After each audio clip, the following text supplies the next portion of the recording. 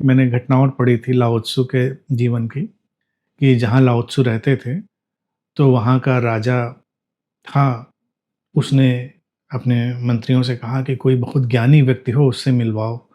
तो सबने कहा कि लाओ त्सु जो हैं, उनसे बड़ा ज्ञानी आपके राज्य में कोई नहीं। मैं तो मिला नहीं कभी, कह रहे मिलना चाहिए उनसे। तो राजा गए अपने लाव लश्कर के साथ। तो लाओ त्सु अपने खेती कर रहे थे, पौधों में पानी डाल रहे थे। तो उन्होंने पूछा उनसे डपट के, लाओ त्सु कहाँ है? तो उसने कहा अभी आप बैठिए, अभी बुलाते हैं।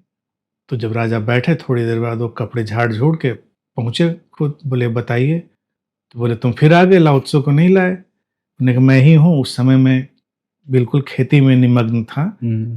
अब लाओ त्सु जिसको आप खोज रहे हैं वो है। तो राजा ने कई बातें उससे करी, पूछी कि हम मन की शांति कैसे पाएं। तो लाओ त्सु ने उससे कहा, अब ये देखो जो लाओ त्सु कहने जा रहा है वो 3-6-9 वाला एक दिक्कत है। लाओ त्सु ने कहा कि जहां मैं पानी डाल रहा था, वहां जाकर पानी डालो आधे घंटे, और हर पौधे में पानी डालो, एक एक पौधे में, और कोई विचार नहीं आना चाहिए, कोई स्मृति नहीं टकरानी चाहिए जो अतीत की तुम्हारे भीतर पड़ी है। हर पौधे पे डालो, और ये 15-20 पौधे हैं, इनको जब पूरा कर लोगे तब फिर मेरे पास आना, तो मैं बता दूंगा।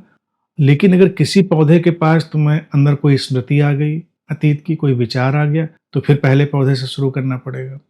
राजा ने कोशिश करी, एक पौधा निपटा लिया किसी तरह से, 2 निपटा लिए, तीसरे में एकदम से उसको कुछ ख्याल आ गया, ईमानदार था, फिर वो पहले पे गया।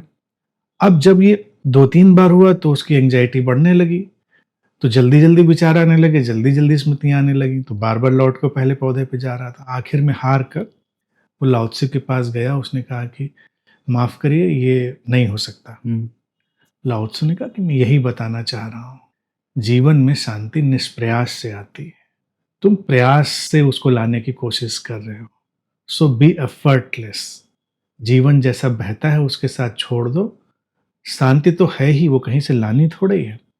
अब ये जो चीज ऑलरेडी है हमेशा, उसके लिए तनाव पैदा करने के लिए हम बहुत सारी विधियां, अफर्मेशन और तरकीबें लगाएंगे, और उसमें हम फेल हो जाएंगे।